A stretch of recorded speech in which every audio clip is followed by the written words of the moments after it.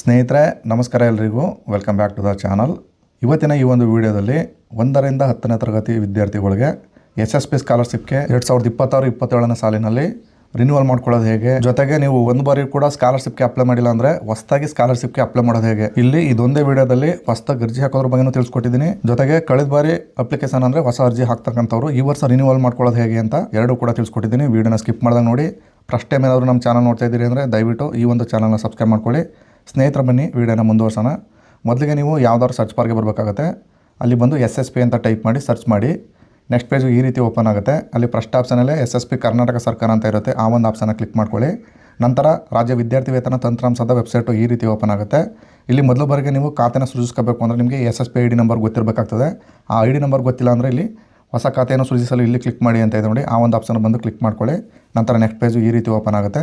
ಇಲ್ಲಿ ವಿದ್ಯಾರ್ಥಿ ಆಧಾರ್ ನಂಬರ್ನ ಹಾಕಿ ಕೆಳಗೆ ಬಂದು ಕ್ಲಿಕ್ ಟು ಪ್ರೊಸೀಡ್ ಅಂತ ಮಾಡಬೇಕು. ನಂತರ ಈ ರೀತಿಯಾದ ಪಾಪಪ್ ಶೋ ಆಗ್ತದೆ. ಇಲ್ಲಿ ನಿಮ್ಮ SSP ID ನಂಬರು ಮತ್ತು ನಿಮ್ಮ SSP ID ನಂಬರ್ಗೆ ಲಿಂಕ್ ಆಗಿರ್ತಕ್ಕಂಥ ಫೋನ್ ನಂಬರು ಎರಡು ಫೈಂಡ್ ಆಗುತ್ತೆ. ಅದರಲ್ಲಿ SSP ID ನಂಬರ್ನ ಕಾಪಿ ಮಾಡಿಕೊಂಡು ಮತ್ತೆ ಹಿಂದಿನ ಪೇಜ್ಗೆ ನೀವು ಹೋಗಬೇಕಾಗ್ತದೆ. ಇಲ್ಲಿ ಸ್ನೇಹಿತರೆ ಕೆಳಗಡೆ ಬಂದು 2026-27ನೇ ಸಾಲಿನ ಮೆಟ್ರಿಕ್ ಪೂರ್ವ ವಿದ್ಯಾರ್ಥಿಗಳು 1ರಿಂದ 10ನೇ ತರಗತಿ ವಿದ್ಯಾರ್ಥಿಗಳು ಇಲ್ಲಿ ಕ್ಲಿಕ್ ಮಾಡಿ ಅಂತ ಆಪ್ಷನ್ ಇದೆ ನೋಡಿ, ಆ ಒಂದು ಆಪ್ಷನ್ ಕ್ಲಿಕ್ ಮಾಡ್ಕೊಳ್ಳಿ. ನಂತರ ನೆಕ್ಸ್ಟ್ ಪೇಜು ಈ ರೀತಿ ಓಪನ್ ಆಗುತ್ತೆ. ಇಲ್ಲಿ ಕೆಳಗಡೆ ಬಂದು ಪಾಸ್ವರ್ಡ್ನ ಕ್ರಿಯೇಟ್ ಮಾಡ್ಕೋಬೇಕು. ಅದಕ್ಕೆ ಫರ್ಗೆಟ್ ಪಾಸ್ವರ್ಡ್ ಅಂತ ಕ್ಲಿಕ್ ಮಾಡ್ಕೊಳ್ಳಿ. ನಂತರ ನೀವು ಅಲ್ಲಿ ಕಾಪಿ ಮಾಡ್ಕೊಂಡಿರ್ತಕ್ಕಂಥ SSP ID ನಂಬರ್ನ ಸ್ಟೂಡೆಂಟ್ ಲಾಗಿನ್ ಅನ್ನೋ ಕಾಲಮ್ಗೆ ಹಾಕಬೇಕು.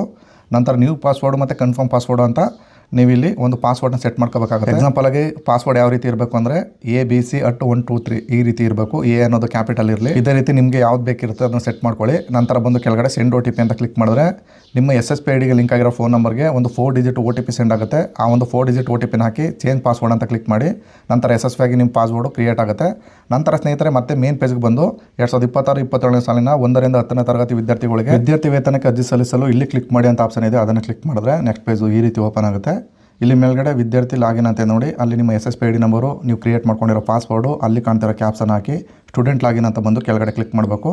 ನಂತರ SSP ಆಗಿ ನಿಮ್ಮದು ಈ ರೀತಿಯಾದಂಥ ಲಾಗಿನ್ ಆಗುತ್ತೆ. ಇಲ್ಲಿ ಮೇಲ್ಗಡೆ ಈ ರೀತಿಯಾದಂಥ ಒಂದು ಪಾಪ್ ಶೋ ಆಗುತ್ತೆ. ಇದನ್ನು ಇಂಪಾರ್ಟೆಂಟಾಗಿ ನೀವು ಓದ್ಕೊಳ್ಳಿ. ರಿನ್ಯೂವಲ್ ಸ್ಟೂಡೆಂಟ್ ಕನ್ಫರ್ಮೇಷನ್ ಅಂತ ಬರುತ್ತೆ. ನಿಮ್ಮ ಅರ್ಜಿಯನ್ನು ನವೀಕರಣವಾಗಿ ಪರಿಗಣಿಸಲಾಗಿದೆ, ಆದ್ದರಿಂದ ಮತ್ತೊಮ್ಮೆ PY 2026-27ನೇ ಸಾಲಿನ ವಿದ್ಯಾರ್ಥಿ ವೇತನ ಅರ್ಜಿ ಸಲ್ಲಿಸುವ ಅಗತ್ಯವಿಲ್ಲ. ನಿಮ್ಮ ಅರ್ಜಿಯನ್ನು ಪರಿಶೀಲನೆ ಪ್ರಕ್ರಿಯೆಗಾಗಿ ಸಂಬಂಧಿಸಿದ ಇಲಾಖೆಗೆ ರವಾನಿಸಲಾಗಿದೆ. ಅಂದರೆ ಕಳೆದ ವರ್ಷ ನೀವೇನಾದರೂ ಸ್ಕಾಲರ್ಶಿಪ್ಗೆ ಅಪ್ಲೈ ಮಾಡಿದರೆ ಅಂಥವರು ಈ ವರ್ಷ ಹೊಸದಾಗಿ ಅರ್ಜಿ ಹಾಕ್ಲಿಕ್ಕೆ ಬರಲ್ಲ, ಆಟೋಮೆಟಿಕ್ಕಾಗಿ ರಿನ್ಯೂವಲ್ ಆಗುತ್ತೆ. ಅಂದರೆ ಕಳೆದ ಬಾರಿ ಹಾಕಿರ್ತಕ್ಕಂಥವ್ರಿಗೆ ಇಲ್ಲಿ ಅಪ್ಲೈ ಸ್ಟೂಡೆಂಟ್ ಅಂತ ಮತ್ತೆ ಬಂದು ನೀವು ಕ್ಲಿಕ್ ಮಾಡಿದ್ರೆ ಸೇಮ್ ಇದೇ ರೀತಿಯಾದಂಥ ಪಾಪಪ್ ಶೋ ಆಗುತ್ತೆ. ಇಲ್ಲಿ ನೀವು ಅರ್ಜಿ ಹಾಕಲಿಕ್ಕೆ ಯಾವುದೇ ಥರದ ಕಾಲಮ್ಗಳು ಓಪನ್ ಆಗಲ್ಲ. ಇಲ್ಲಿ ಮೇಲ್ಗಡೆ ಬಂದು ನಿಮ್ಮದು KYC ಆಗಿದೆಯಾ, ಹಾಗೆಯೇ ನಿಮ್ಮದು ಅಕ್ಲೈನ್ಮೆಂಟು ಕೂಡ ಡೌನ್ಲೋಡ್ ಮಾಡ್ಕೋತೀನಿ ಅಂದರೆ ಡೌನ್ಲೋಡ್ ಕೂಡ ಮಾಡ್ಕೋಬೋದು. ಇಲ್ಲಿ KYC ಅಂತ ಆಪ್ಷನ್ ಇದೆ, ಅದನ್ನು ಕ್ಲಿಕ್ ಮಾಡಿದ್ರೆ ಈ ರೀತಿ ಆಲ್ರೆಡಿ KYC ಆಗಿದೆ ಅಂತ ಹೇಳಿ ತೋರಿಸುತ್ತೆ ಫೋಟೋ ಸಮೇತವಾಗಿ. ನಂತರ ಸ್ನೇಹಿತರೆ ಇಲ್ಲಿ ಪ್ರಿಂಟ್ ಅಕ್ಲೈನ್ಮೆಂಟ್ ಅಂತ ಇದೆ ನೋಡಿ, ಅದನ್ನು ಕ್ಲಿಕ್ ಮಾಡಿದ್ರೆ 2026-27ನೇ ಸಾಲಿನ ಈ ಒಂದು ನವೀಕರಣ ಆಗಿದೆ ನಿಮ್ಮ ವಿದ್ಯಾರ್ಥಿದು ಅಂತೇಳಿ ಈ ರೀತಿಯಾದಂಥ ಒಂದು ಅಕ್ಲೈನ್ಮೆಂಟು ಕೂಡ ಜನರೇಟ್ ಆಗುತ್ತೆ. ಇದನ್ನು ನೀವು ಪ್ರಿಂಟ್ ಮಾಡಿ ಕೂಡ ಇಟ್ಕೋಬಹುದು. ಸ್ನೇಹಿತರೆ ಇದು ಯಾರಿಗೆ ಅಂದರೆ ಕಳೆದ ಬಾರಿ ನೀವು ವಿದ್ಯಾರ್ಥಿ ವೇತನಕ್ಕೆ ಅರ್ಜಿ ಸಲ್ಲಿಸಿರ್ತಕ್ಕಂಥವ್ರಿಗೆ ಆಟೋಮೆಟಿಕ್ಕಾಗಿ ರಿನ್ಯೂವಲ್ ಆಗಿರುತ್ತೆ, ಅವರು ಹೊಸದಾಗಿ ಅರ್ಜಿ ಹಾಕೋಂಗಿಲ್ಲ. ನೀವು ಒಂದು ವೇಳೆ ಕಳೆದ ಬಾರಿ ನೀವು ಅರ್ಜಿ ಹಾಕಿರಲ್ಲ, ಅದನ್ನು ಹಿಂದಿನ ವರ್ಷನೂ ಕೂಡ ಯಾವುದೇ ಸ್ಕಾಲರ್ಶಿಪ್ಗೆ ಅರ್ಜಿ ಹಾಕಿಲ್ಲ ಅಂಥವರು ಸೇಮ್ ಲಾಗಿನ್ ಮಾಡ್ಕೊಂಡಲ್ಲ ನಿಮ್ಮ SSP ID ನಂಬರು, ನಿಮ್ಮ ಪಾಸ್ವರ್ಡ್ ಕ್ರಿಯೇಟ್ ಮಾಡಿಕೊಂಡು ಸೇಮ್ ರಿನ್ಯೂವಲ್ ಸ್ಟೂಡೆಂಟ್ ಯಾವ ರೀತಿ ಲಾಗಿನ್ ಮಾಡಿಕೊಂಡು ಅದೇ ರೀತಿ ಲಾಗಿನ್ ಮಾಡ್ಕೊಳ್ಳಿ. ನಂತರ ನೀವು ಅಪ್ಲೈ ಮಾಡಿಲ್ಲ ಅಂದವ್ರಿಗೆ ಈ ರೀತಿ 3 ಸ್ಟೆಪ್ಗಳು ನಿಮ್ಮ ಅರ್ಜಿ ತುಂಬಲಿಕ್ಕೆ ಓಪನ್ ಆಗ್ತವೆ. ಇಲ್ಲಿ ಮೇಲ್ಗಡೆ ಬಂದು apply for pre matric scholarship ಅಂತ ಆಪ್ಷನ್ ಇದೆ, ಅದನ್ನು ಕ್ಲಿಕ್ ಮಾಡಿದ್ರು ಕೂಡ ಸೇಮ್ ಆಪ್ಷನು ಓಪನ್ ಆಗ್ತವೆ. ಇಲ್ಲಿ 3 ಹಂತಗಳಿದೆ. ಅದೇ ಮೊದಲನೇ ಹಂತ ಬಂದು ಹಂತ 1 ಸ್ಟೆಪ್ 1 ಅಂತ ಇದೆ ನೋಡಿ, ಅದನ್ನು ಅಪ್ಲೈ ಅಂತ ಕ್ಲಿಕ್ ಮಾಡಿ ನಂತರ ನೆಕ್ಸ್ಟ್ ಪೇಜು ಈ ರೀತಿ ಓಪನ್ ಆಗುತ್ತೆ. ಮೊದಲಿಗೆ ಅಲ್ಲಿ SATS ನಂಬರ್ ಹಾಕಿ, SATS ID ನಂಬರ್ ಅಂತ, ಇಲ್ಲಿ ಸ್ಟೂಡೆಂಟ್ ID ನಂಬರ್ ಅಂತ ನಿಮ್ಮ ಶಾಲೆಯಲ್ಲಿ ಕೊಟ್ಟಿರ್ತಾರೆ, ಆ ಒಂದು ID ನಂಬರ್ನ ತೊಗೊಂಡು ಇಲ್ಲಿ ಫೆಚ್ ಮಾಡಬೇಕು.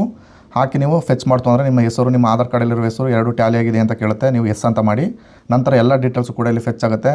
ನಿಮ್ಮ ಶಾಲೆಯ ವಿಳಾಸ, ಹಾಗೆ ನೀವು ಎಷ್ಟನೇ ಕ್ಲಾಸ್ ಓದ್ತಾ ಇದ್ದೀರಾ, ನಿಮ್ಮ ತಂದೆ ತಾಯಿ ಹೆಸರು ಎಲ್ಲ ಪ್ರತಿಯೊಂದು ಕೂಡ ಇಲ್ಲಿ ಫೆಚ್ ಆಗುತ್ತೆ. ಕೆಳಗಡೆ ಬಂದು ಮೇಲೆ ಪ್ರದರ್ಶಿಸಲಾದ ಎಲ್ಲ ವಿವರಗಳು ಸರಿಯಾಗಿವೆ, ಎಸ್ ಅಂತ ಕ್ಲಿಕ್ ಮಾಡಿ ಸೇವ್ಡ್ ಅಂತ ಮಾಡಬೇಕು.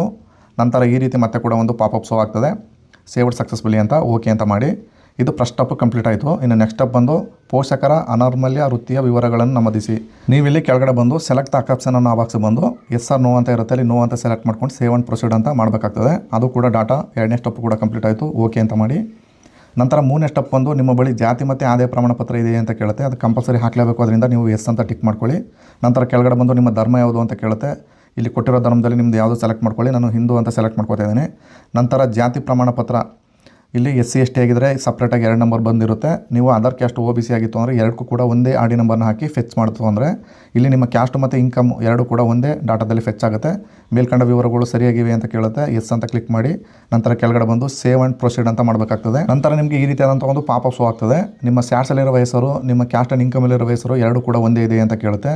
ಎರಡು ಕೂಡ ಒಂದೇ ಇದ್ದರೆ ಇಲ್ಲಿ ಎಸ್ ಅಂತ ಕ್ಲಿಕ್ ಮಾಡಿ ನಂತರ ಆ ಡಾಟನೂ ಕೂಡ ಸಕ್ಸಸ್ಫುಲ್ಲಾಗಿ ಸೇವ್ಡ್ ಆಗುತ್ತೆ. ಓಕೆ ಅಂತ ಮಾಡಿ ನಂತರ ಈ ರೀತಿಯಾದಂಥ ಒಂದು ಪಾಪಪ್ ಶೋ ಆಗ್ತದೆ. ಹಿಂದುಳಿದ ವರ್ಗಗಳ ಕಲ್ಯಾಣ ಇಲಾಖೆ FY 26-27 ಹೊಸ ಸಾಲಿನ ಅರ್ಜಿಗಳನ್ನು ಸ್ವೀಕರಿಸುತ್ತಿಲ್ಲ. ಆದರೆ ನೀವು ಅಂಗವಿಕಲ ಕಲ್ಯಾಣ ಇಲಾಖೆ, ಕೃಷಿ ಇಲಾಖೆ, ಕಾರ್ಮಿಕ ಇಲಾಖೆ, ಜೂನಿಯರ್ ಟೆಕ್ನಿಕಲ್ ಸ್ಕೂಲ್ ಹಾಗೆಯೇ ಸೈನಿಕ ಶಾಲೆ, ಸಮಗ್ರ ಶಿಕ್ಷಣ ಕರ್ನಾಟಕ ಸಂಸ್ಕೃತಿ ಅಧ್ಯಯನ ಯೋಜನೆಗಳ ಅಡಿಯಲ್ಲಿ ಅರ್ಜಿ ಸಲ್ಲಿಸ್ಬೋದು ಅಂತ ಬರುತ್ತೆ. ಓಕೆ ಅಂತ ಮಾಡಿ ನಂತರ ಸ್ಕ್ರೋಲ್ ಮಾಡ್ಕೊಂಡು ಕೆಳಗಡೆ ಬನ್ನಿ. ನೆಕ್ಸ್ಟ್ ಸ್ಟೆಪ್ ಬಂದು ಡಿಸಬಿಲಿಟಿ ವಿಕಲಚೇತನರ ವಿವರಗಳು ಇದ್ದರೆ ಎಸ್ ಅಂತ ಹಾಕಬೇಕು, ಇಲ್ಲಾಂದರೆ ನೋ ಅಂತ ಹಾಕಿ ಸೇವ್ಡ್ ಡಾಟಾ ಅಂತ ಹೇಳಿ ಪ್ರೊಸೀಡ್ ಅಂತ ಕ್ಲಿಕ್ ಮಾಡಿ ನಂತರ ಮೇಲೆ ಪ್ರದರ್ಶಿಸಲಾದ ವಿವರಗಳು ಸರಿಯಾಗಿವೆ ಅಂತ ಬರುತ್ತೆ, ಅದನ್ನು ಎಸ್ ಅಂತ ಮಾಡಿ ನೆಕ್ಸ್ಟ್ ಕೆಳಗಡೆ ಬರಬೇಕಾಗ್ತದೆ. ಕೆಳಗಡೆ ಸ್ಟೆಪ್ ಬಂದು ಪರ್ಸನಲ್ ಡೀಟೇಲ್ಸ್ ವೈಯಕ್ತಿಕ ವಿವರ. ಮೊದಲಿಗೆ ಅಲ್ಲಿ ಸ್ಟೂಡೆಂಟ್ನ ಹೆಸರು ಹಾಗೆ ಫೋನ್ ನಂಬರ್ ಆಟೋಮೆಟಿಕಾಗಿ ಫೆಚ್ ಆಗಿರುತ್ತೆ.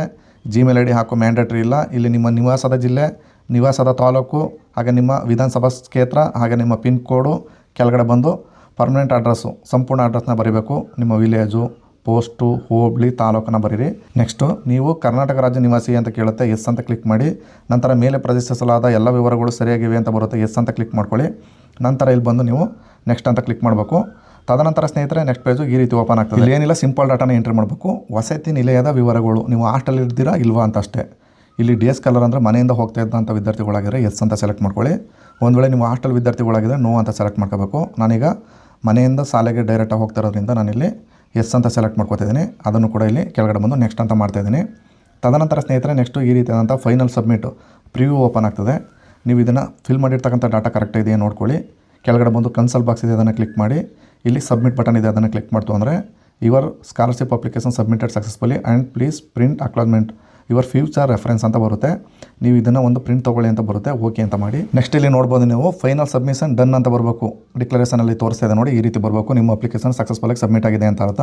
ಈಗ ಮೇಲ್ಗಡೆ ಬಂದು ಪ್ರಿಂಟ್ ಅಕ್ನಾಲೆಜ್ಮೆಂಟ್ ಅಂತ ಕ್ಲಿಕ್ ಮಾಡಿ ಈ ರೀತಿಯಾದಂಥ ಒಂದು ಅಕ್ನಾಲೆಜ್ಮೆಂಟ್ ಶೋ ಆಗುತ್ತೆ. ಈ ಒಂದು ಅಕ್ನಾಲೆಜ್ಮೆಂಟ್ ಪ್ರಿಂಟ್ ತೊಗೊಳ್ಳಿ. ಇಷ್ಟೇ ಸ್ನೇಹಿತರೆ, ರಿನ್ಯೂವಲ್ ಮಾಡ್ತಕ್ಕಂಥವ್ರು ಹಾಗೆ ನೀವು ಹೊಸ್ದಾಗಿ ಅರ್ಜಿ ಹಾಕುವಂಥವ್ರು ಈ ಒಂದು ವೀಡಿಯೋದಲ್ಲಿ ಸಂಪೂರ್ಣ ಮಾಹಿತಿನೂ ಕೂಡ ಎರಡಕ್ಕೂ ಕೂಡ ತಿಳಿಸ್ಕೊಟ್ಟಿದ್ದೀನಿ.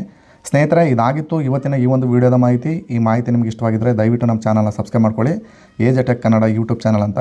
ಇಲ್ಲಿ ತನಕ ವೀಡಿಯೋ ನೋಡಿದ್ದಕ್ಕೆ ಎಲ್ಲರಿಗೂ ಧನ್ಯವಾದಗಳು. ನಮಸ್ಕಾರ.